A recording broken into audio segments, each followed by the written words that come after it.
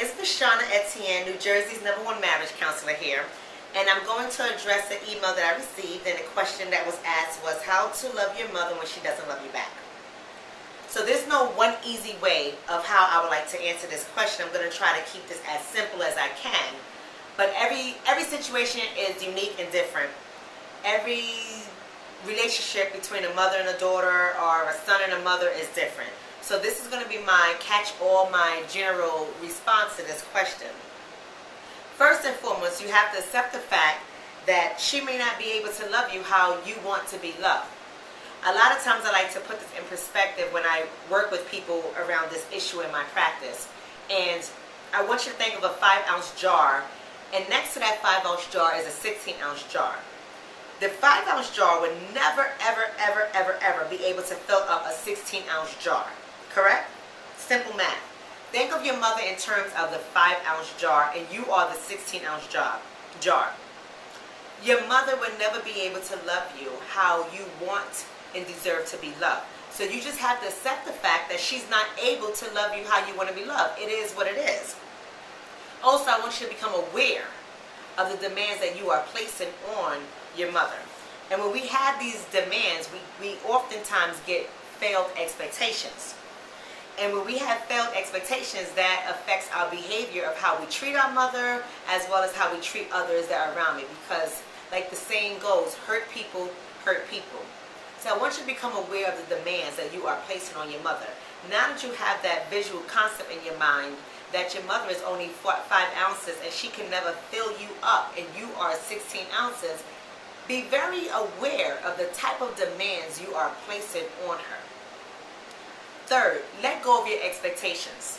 Let go of all the expectations you have of your mother. Don't say, well, she should have did this, or how can she do this when she should have did that. Let go of all those expectations, because what's happening when you have expectations, they're not being met, you're getting hurt over and over again. So you're re-traumatizing yourself of all the hurt, the heartache, and the pain that you experience with your mom. So learn to let go of those expectations. And lastly, I want you to treat your mother with love and respect. If you put you aside for a second, just a second, not too long, and just think about what I'm saying, treat your mother with love and respect. And in turn, this might teach her how to love. You got to remember, your mother came into this relationship with you with a past. She already has a past that's been there way before you ever existed. Maybe someone didn't treat your mother with the love that she deserved and that she wanted. Maybe somebody didn't tell her, I love you, or gave her the hugs and kisses, or showed up at her games, or helped her with her homework, or showed up at parent-teacher night.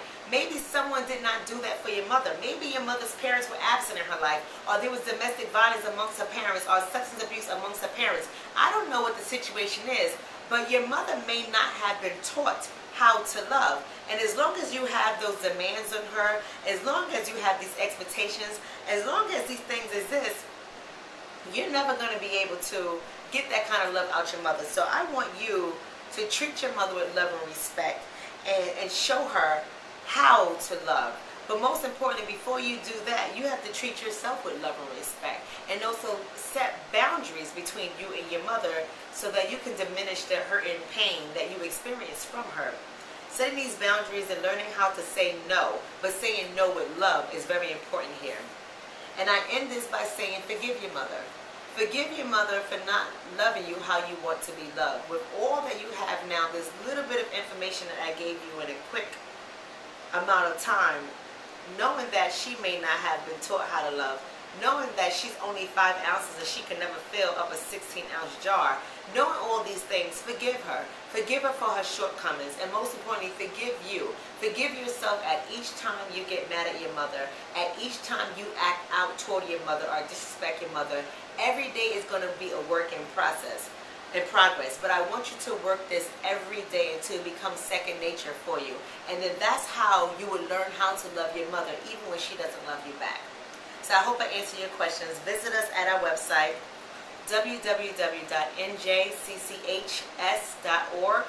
Send us your email inquiries at info@njcchs.org.